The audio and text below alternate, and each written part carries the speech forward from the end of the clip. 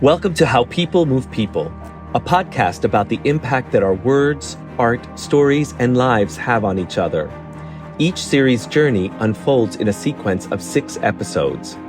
This series, titled Trace Elements, is hosted by Jose Solís, a Honduran Madrid-based culture writer and researcher who explores the impact left by artists, both dead and living, who were impacted by the HIV/AIDS epidemic that continues today. Solís traveled between the Americas and Europe to gather stories of men and trans women. We honor their stories in their first languages, offering half of this series in English and half in Spanish. My name is Jack Ferver. I am a writer, choreographer, director, performer, and I'm also a professor at Bard College. I start each semester at Bard talking about AIDS and what happened in the reorganization of the NEA during that time, which is because I try to explain to my students that the rage, the inequity, these concerns that they have and their curiosity about why is this happening is tracked to that.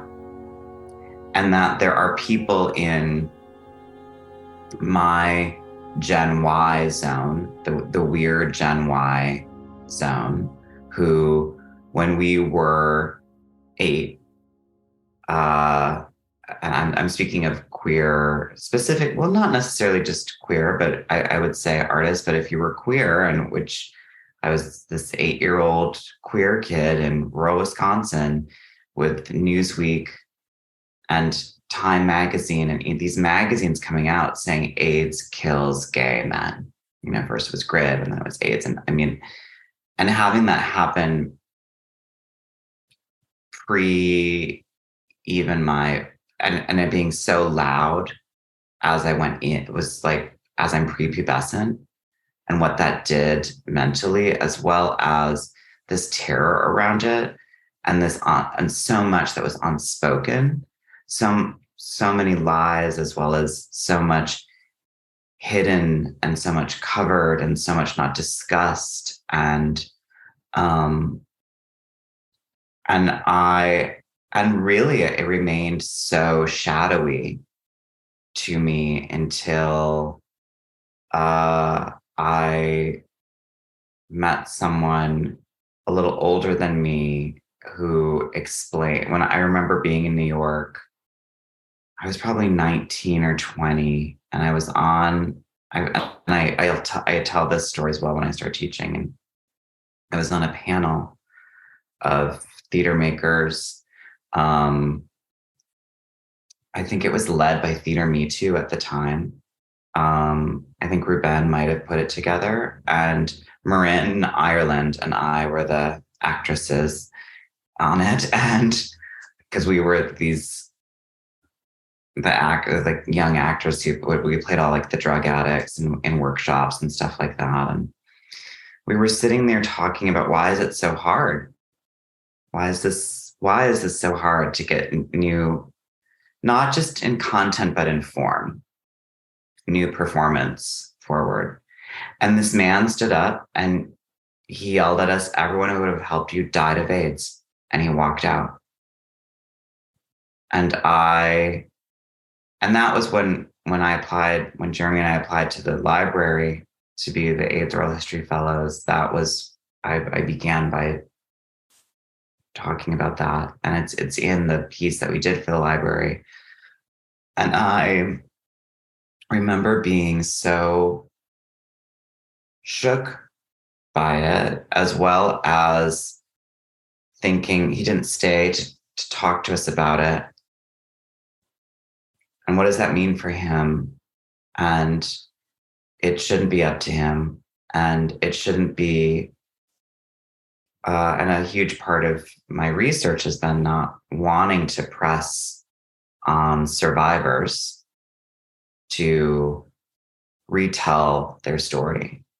Um, uh, it always costs something. I mean, I certainly feel that way for myself as a survivor of something else.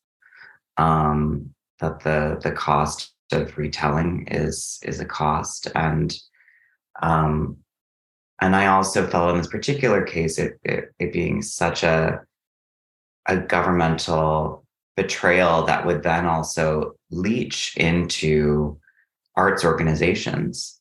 It simply did. I mean, when we think about the NEA4 and what they went through, and then presenting uh, organizations being afraid to present them and being afraid to present anyone doing work like that. Um, all of which I knew because I had done research. For me, it felt very spelled out and very clear in Karen Finley's A Different Kind of Intimacy. Partly, I mean, because for those who've read the book or for those who know the story or for those who don't, I mean, because her name came first in the trial because of it being alphabetical,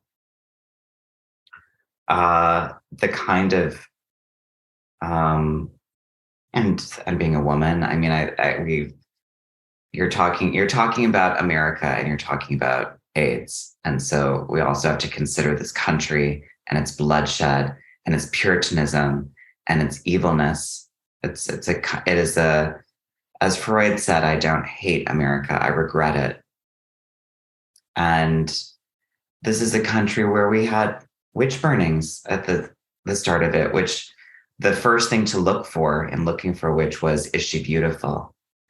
And so I always encourage that misogyny stay very forefronted in these conversations, that yes, it's absolutely homophobia, but so much of that is femphobia. And I'm trying to stay on one topic, but it's hard because we get into the violence that I feel it's anyhow. So I remember reading in A Different Kind of Intimacy when organizations were afraid to present Karen, and I remember that sticking in my head, especially as I went to make work, and I felt so confused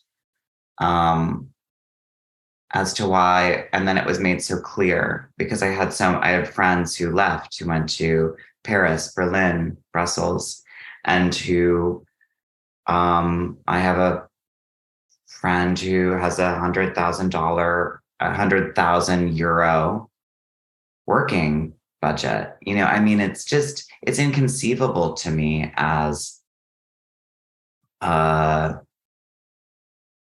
performance maker in the States. But what I tell my students is, up until that point where it's AIDS and also that time being used to for the government to kill a group that they deemed unfit to live, as well as attack the arts, which are a light bearer of what's going on. I mean, the arts is a way of getting to truths that aren't a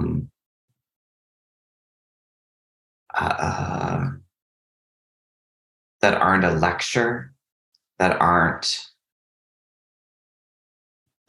teaching, that aren't a news blurb or a pundit moment. The arts are able to get inside the ecosystem. I mean, that's the culture. The culture is the culture. It gets inside of the ecosystem of the culture. It has such great change without being, but it's not is not the same as a rally or a political demonstration. And so in the way, I think it was something to attack, and they attacked it so incredibly, because up until that point, a solo artist could get $12,000. When I interviewed Terry O'Connor for the podcast, the podcast Dance and Stuff is still going on. I no longer do it, but I ended my time with it at episode 200 because I was spread too thin.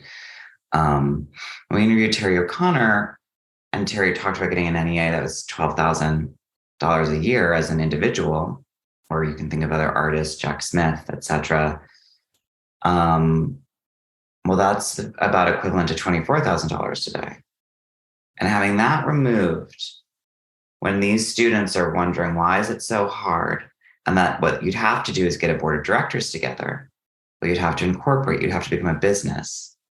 And because capital is tied, especially in this country, to imperialism and all of its threads of racism, misogyny, ableism,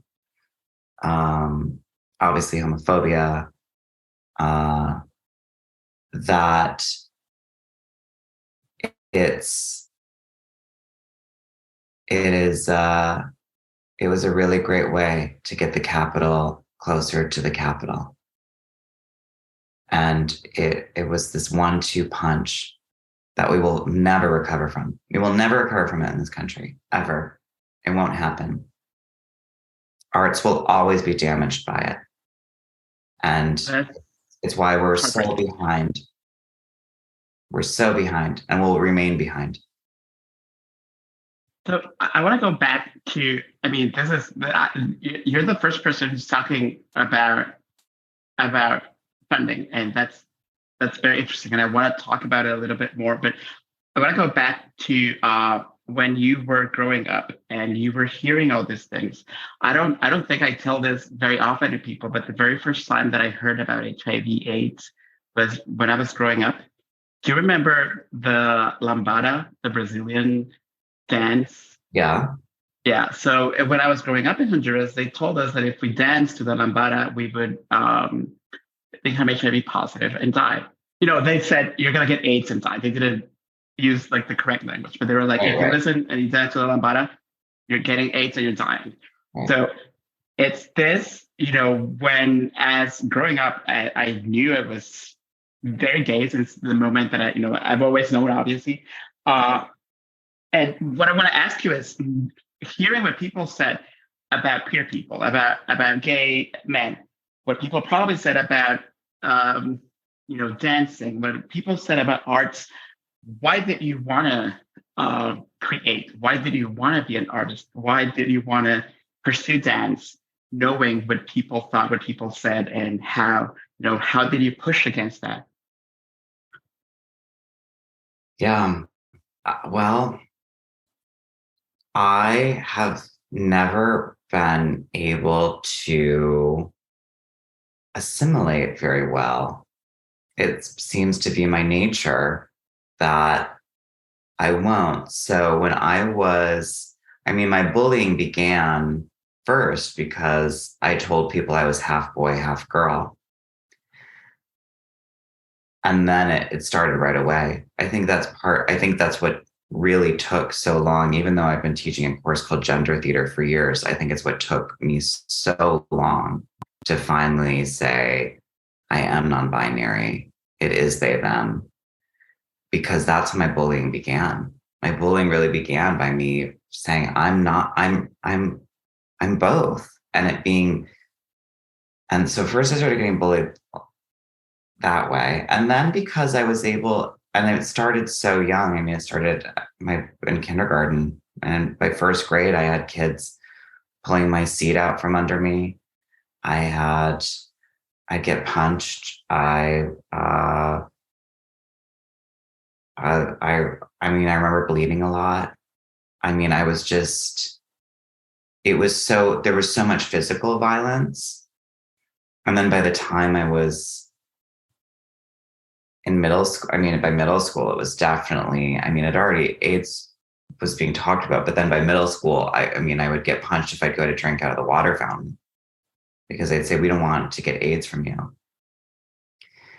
So by being exposed to so much cruelty in the society that I was being raised in, I just didn't, it meant that I felt that I didn't believe it.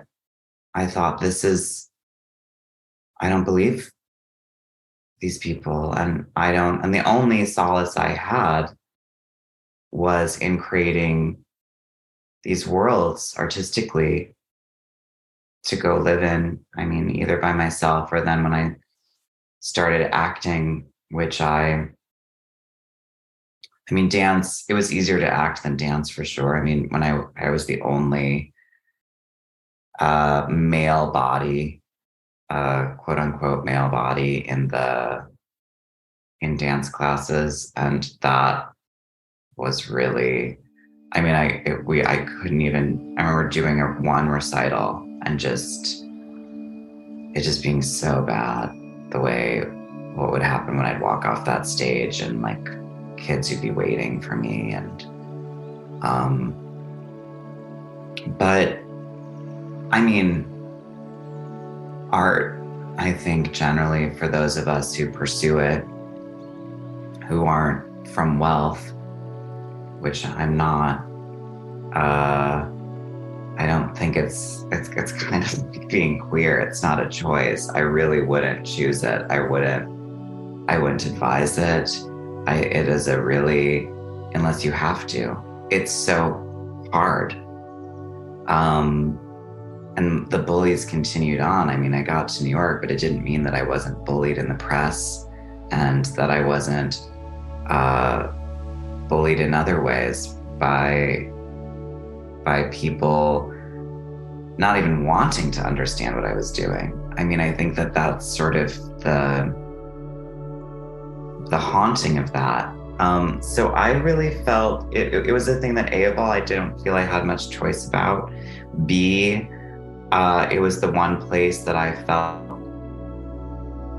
joy. 3,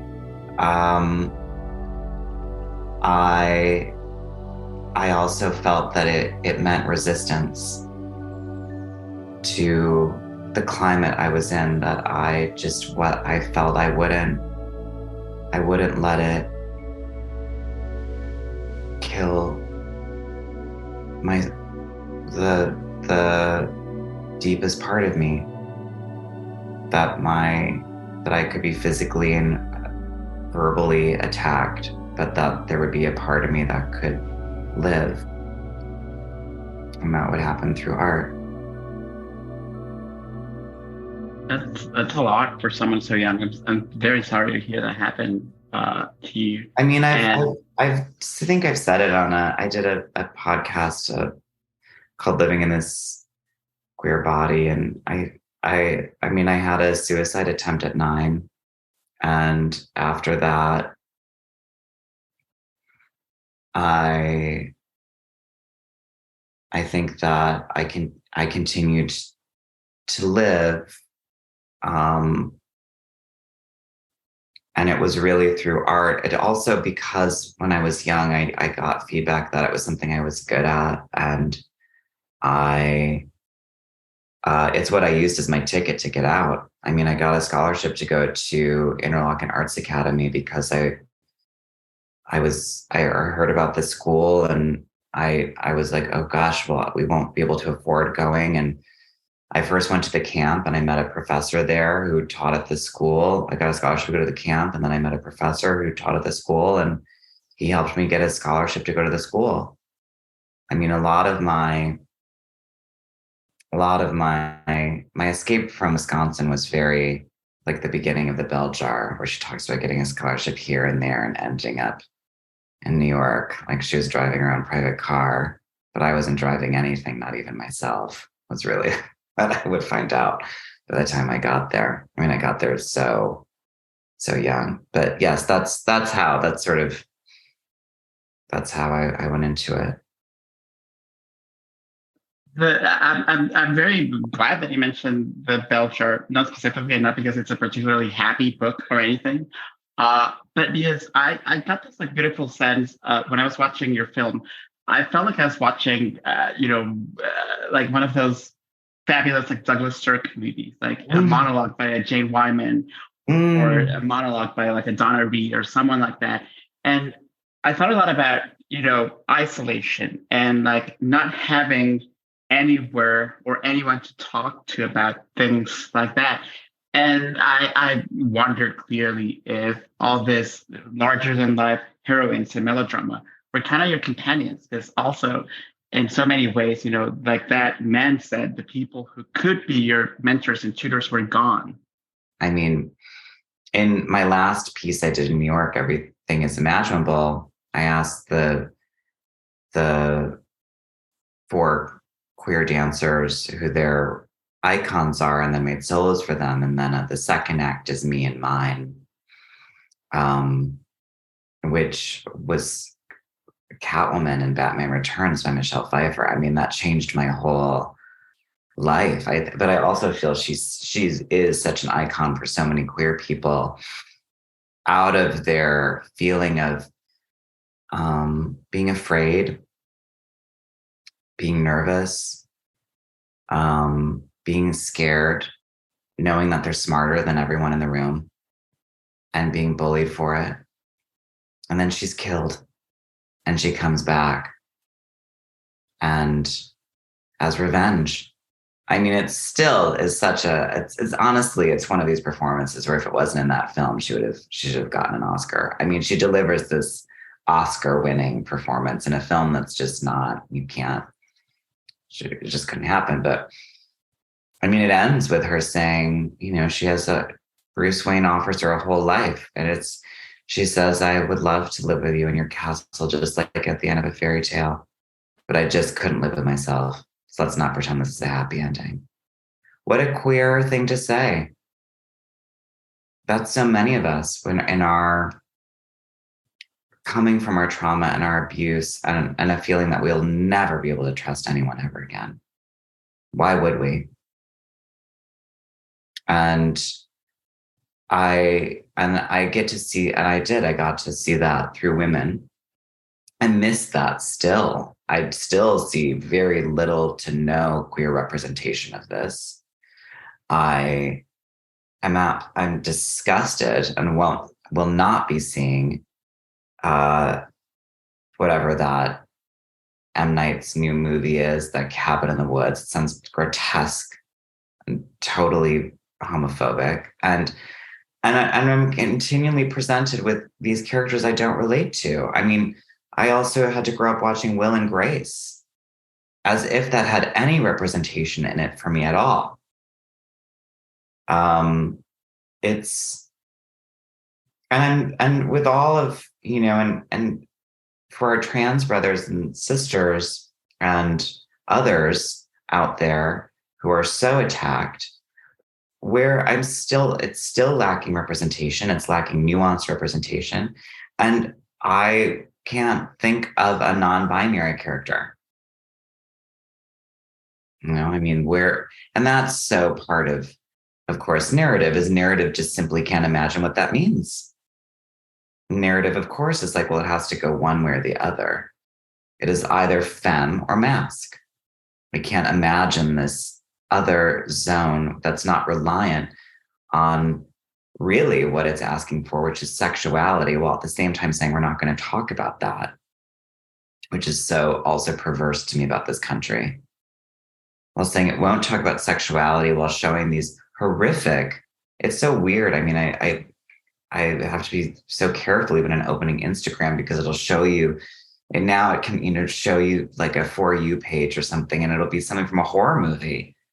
But we can't show nudity. We can show someone's arm getting ripped in half that like a kid could see while opening up their phone, but no nude. It's so perverse. It's really these people, it's this monstrous power that we're still up against. I'm sorry, I feel I went on a really big tirade, but partly what that's from is the way in which, because when we're talking about homophobia, part of something that I want to make clear that we're really talking about is femphobia, and the way in which sexuality and a femme's sexuality must be repressed and only objectified through the MALE gaze.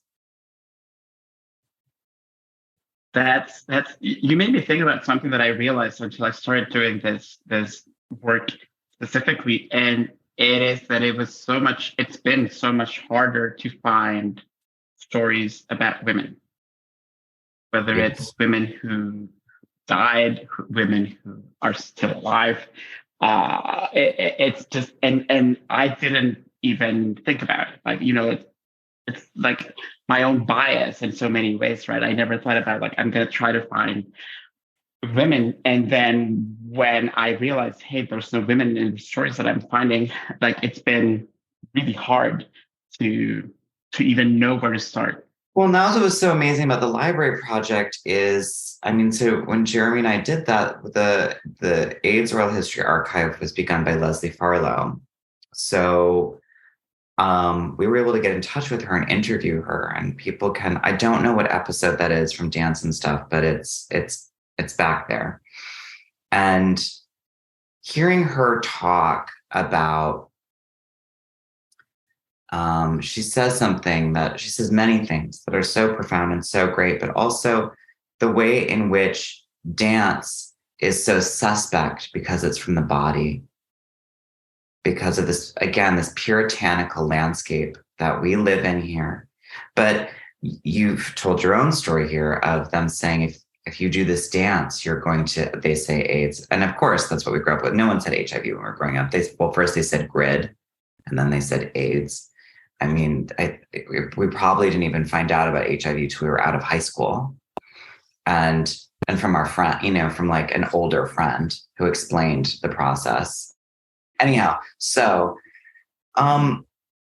Leslie Farlow, when we did the lecture presentation, reading Arnie Zane's material was the hardest for me. It was material I felt the closest to. Arnie talks about feeling that things are going too slow. He talks about his rage with Cunningham, only partnering with women.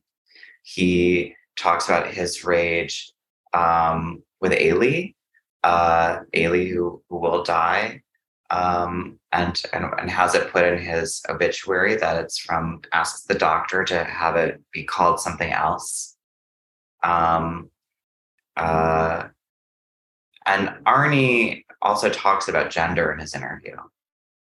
And I feel that Arnie, I don't know what would have happened for Arnie if Arnie got to live longer. But my experience was that it was women who helped me at the library. It was Linda Murray with her hugging me because I would sob every day in there. And Cassie May being there to talk to. And then we do this presentation, and I walked into a lobby of a lot of women who said, thank you for naming my friend. Thank you for remembering my friend. Thank you for giving a memorial to my friend. I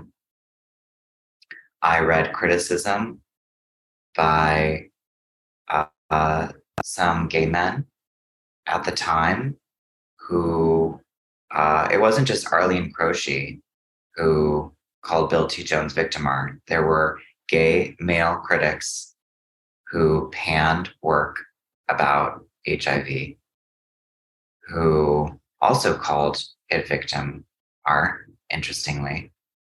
We can't forget how a traumatized community will traumatize its own because of its closeness. It's, and gay men don't have the foothold on that, but this is a case in which that also happened. And it was very painful to read. Made very clear a lot of, then you have to consider who lives through it, who survives, and in what way have they survived. When we meet someone who is cruel, who's a bully or who's mean, something happened. Something happened. And if you poke around enough, you find out what has happened to them. And so that's a whole other part of this that's so sad. And then kind of imagining like what women do get erased from this, and then what women didn't and were really out there. I think of Diamanta Calas, who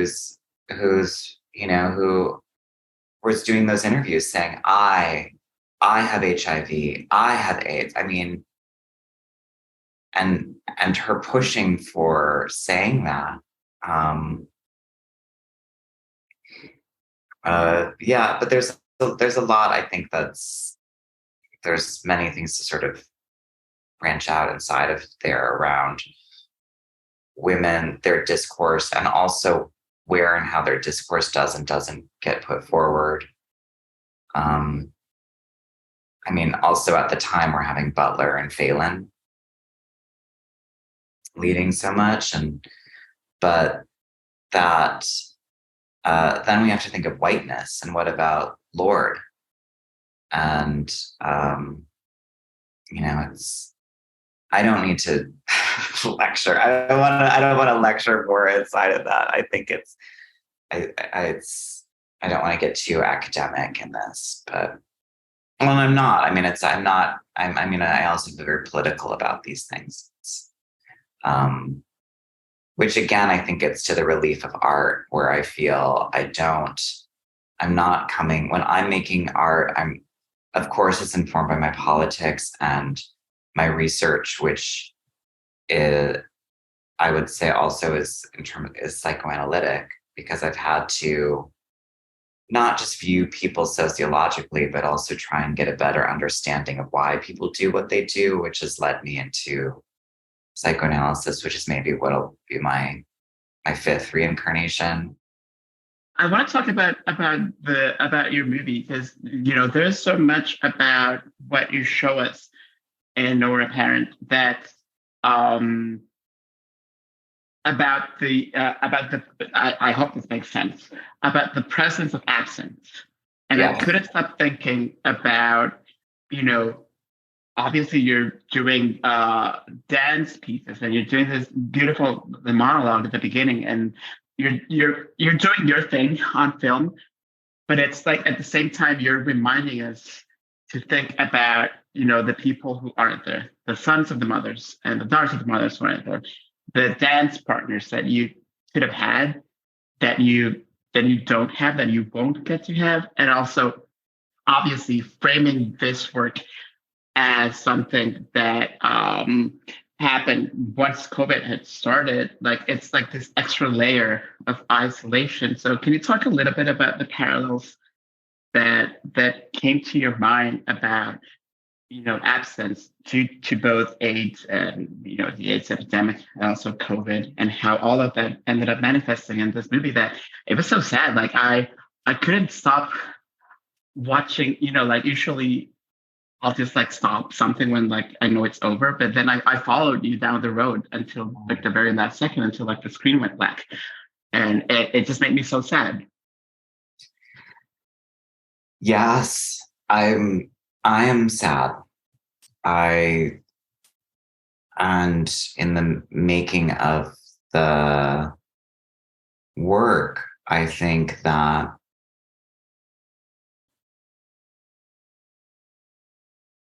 I felt so COVID as well, and the misstep with this government that, we have having these senators getting rid of their stocks while COVID's rolling in. We had the senators who were moving their stocks around in February while it was clearly beginning to pummel America. And all of the lying that this is just going to stop. It's just going to. I don't think it would have been that way if I don't think any of what we're in would be the way it is if AIDS hadn't happened and hadn't been dealt with the way it was.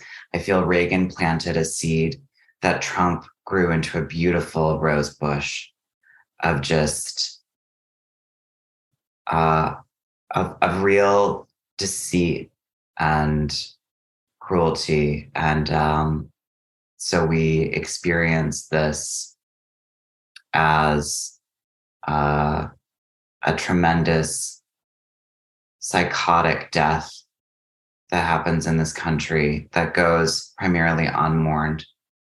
If anything, now we have an economy that's truly fake news, the economy, clearly, since the 1% only got richer during the pandemic. I mean, it's insane. That's insane. It's a lie. And so it means that the parents that we're left with, and their cruelty and their deception and their lies, and then because the parents that we could have had were killed. That is it to me. Their AIDS didn't just take choreographers that could have been a mentor to me. I in no way think of it that way. I think of it's that it took writers and thinkers, and yes, I talked about funding earlier, certainly funders and audience members and people, which includes politicians and lawyers, and while also exhausting and traumatizing those who survive. So the penalty of that is something that I think we continue to live in, and I think that denial and the sense of dead parents and being haunted by them in the way that we are haunted here in this country. This is every place of bloodshed, which is every place that humans live, is a place of haunting.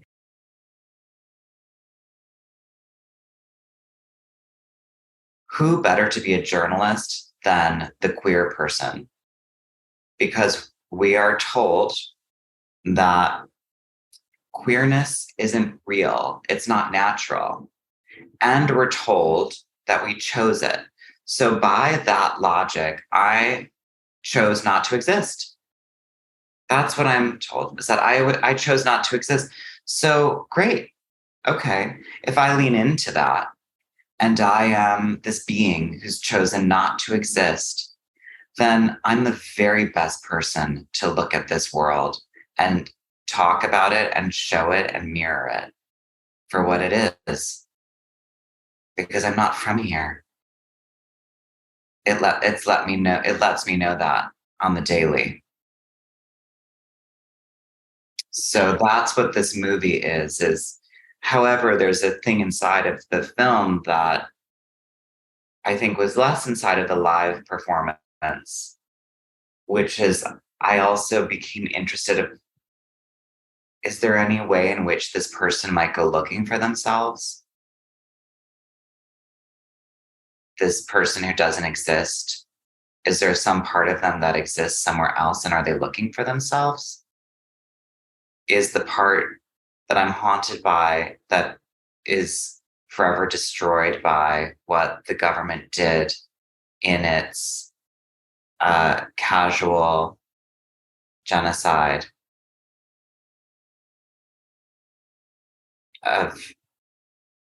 during HIV/AIDS crisis, during the crisis of it? We're still in it, but during the crisis of it, the part of me that was destroyed, is there some part of me that goes to look for that? Is for those of us, for any of us who are in trauma. And also ultimately, I mean, my work is about how we do or don't deal with trauma. And I as an artist, I just don't want people to feel so lonely. I think that we do all of this work. We go to therapy. So many people from trauma go and do all the right stuff. They go to therapy. They try to be better. They try to be helpful. Look at us, two queer people talking about AIDS and talking about getting it out there and talking about how do we make it better when we could just as easily go and work in systems of money and power and capital and pull the ladder up behind us into our cloud. Why aren't we doing that? So who are these selves? And that's what the movie is about. And what I really love from art is it's a place that I can go and not know. Because I don't know. And I think as a trauma survivor, I must continually think I know. I must continually be the child that keeps their hand on a piece of burning coal to remember that house is burned down.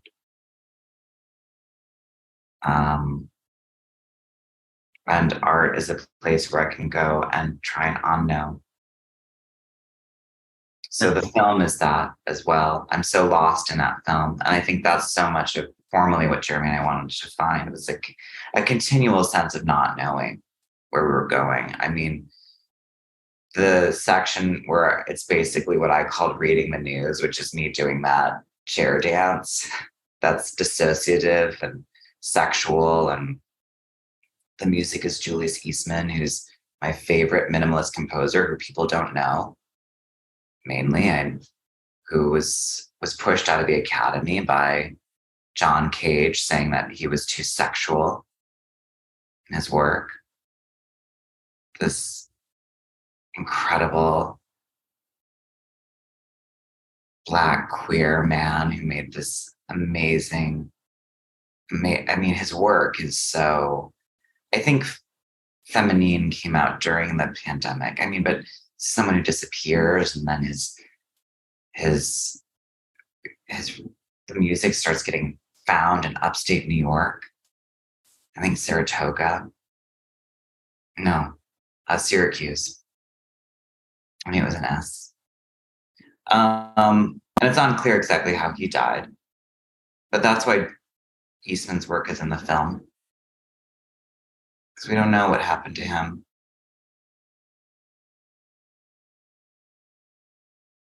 And this is what was so painful in reading Arnie's oral history, listening to Arnie's oral history while reading it. Because what I would get to read the transcript while listening. And Arnie talks about wishing that he could be like Lucinda Childs, wishing he could he says these obsessional, ice cold, I think he says math dances or something like that. Or at least, I don't think he says math dance. That's how I view it, though. Now when I think of friends of mine who've had these great successes at making math dance, which because they're so accepted. Of course, a queer person would want to make something like that because it's so accepted by the academy. And it's also it's certainly hard to critique. It's not vulnerable in any way. And yet Arnie said, but I just can't help myself. And it reminded me so much of Catwoman. It reminded me so much of Michelle Pfeiffer, but I just couldn't live with myself. I can't, I wish I could just make these formalist pieces which is really for me as inside of my own perspective, I think a sense of to not be vulnerable. I'm so sick of people saying, oh, great, Jack Ferver was finally vulnerable. I think I remember when people would say, first I would get critiqued for using humor. I would get critiqued for that. And then I'd get positive critique if they felt I was vulnerable enough. And I thought, what queer person and what woman should be vulnerable on stage? What does that even mean as well? What does vulnerability on stage mean? What does that mean? It's so, anyhow, it's not even so much to discuss. People would just think about it. I am far more interested in and glad that the haunting nature of the film came through. That's what I want. I want people to, everything that I've loved, I feel haunted by and solaced by at the same time. I'm also glad you said that, because I was going to ask you. Yes, haunting's the perfect word, but also I got the impression that they're also friendly ghosts. So can you talk about, because carrying so much grief and so much pain and so much loss in a country specifically that won't even allow you to have the, I didn't even, for instance, like I didn't even know I was grieving and I was mourning until I left New York. And then suddenly I was like, oh wow, like I've been carrying all of this for so long and I didn't even know. So how is that? Because if you were carrying that all the time, constantly, you would not be alive, I would think. And what is it then to the other side of the haunting, to have those conversations? Because you are in conversation with some people you never even met, and people who are no longer here, and yet you are in a constant dialogue with them wherever they are, and their energy turned to something else, and that's where you're talking to, and what it's companionship in so many ways, I think. What you just said, I mean, you articulated it beautifully. I don't know that I can articulate it any better than what you just said. I can second what you said in terms of, look, I love New York. I love New York City. What can I say? But I also, it feels like these boyfriends where I've been like, I've got to get away and I can't. Where I've never felt loved like this before. I mean, it really feels psychotic, where your friends are like, why are you still with him? I really, and you can't answer it to yourself.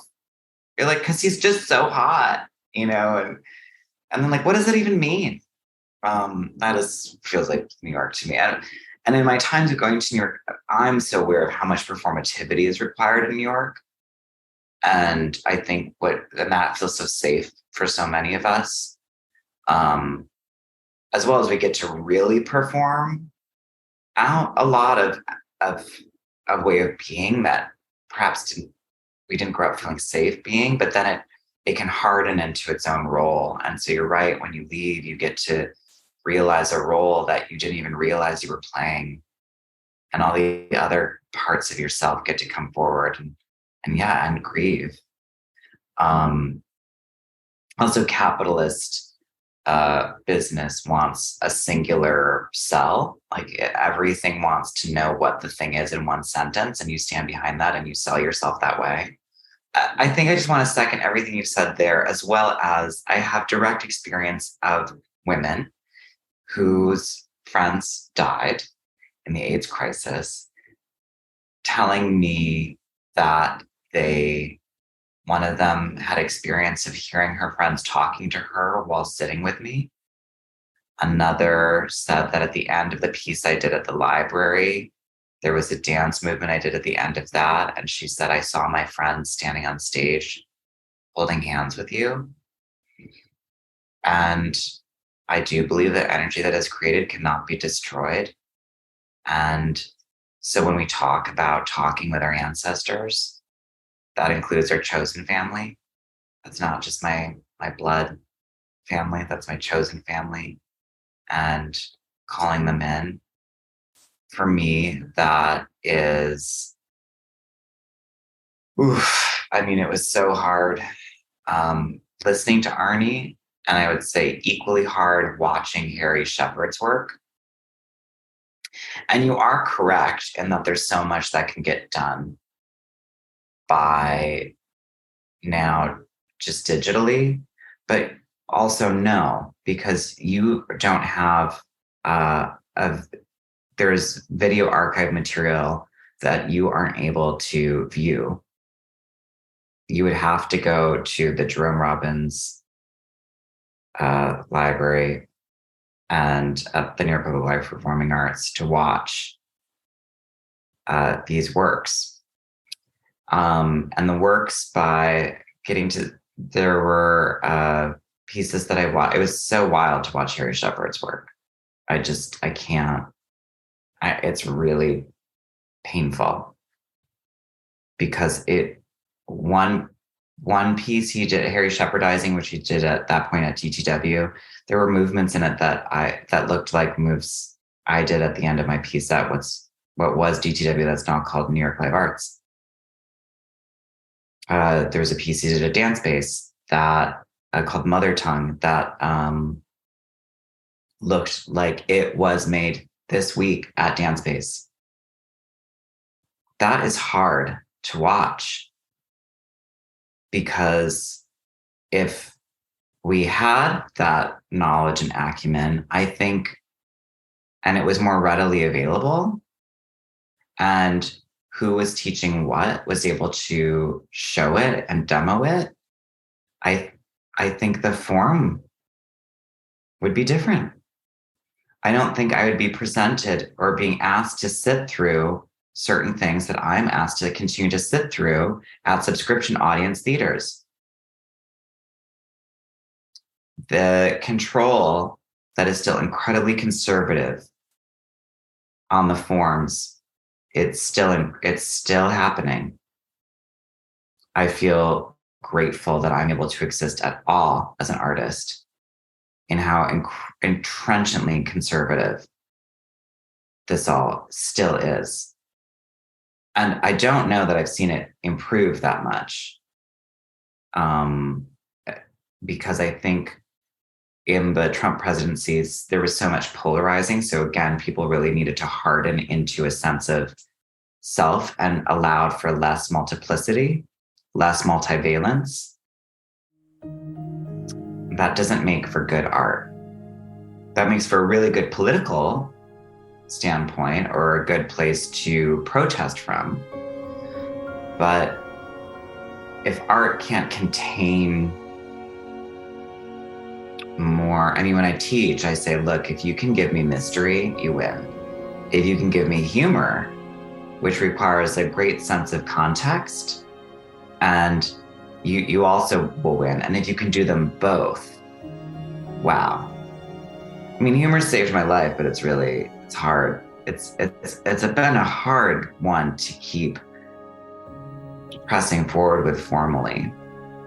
But I find without it, things can get so self-important so quickly. And I'm all for treating the work importantly, but self-importance I find absolutely lethal.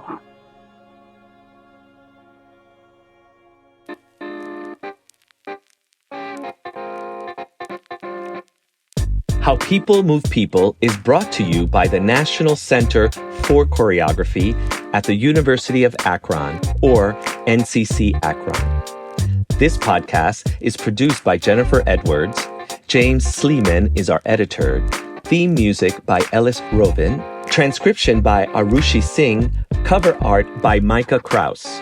I'm Eduardo Villaro, Artistic Director and CEO of Ballet Hispanico, and an NCC Akron board member. Special thanks to the John S. and James L. Knight Foundation for their continued support of NCC Akron programming like this. To learn more about NCC Akron, please visit us online at nccakron.org and follow us on Instagram or Facebook at NCC Akron. We hope you enjoyed this episode, and we encourage you to subscribe on your favorite podcast streaming platform by searching for How People Move People.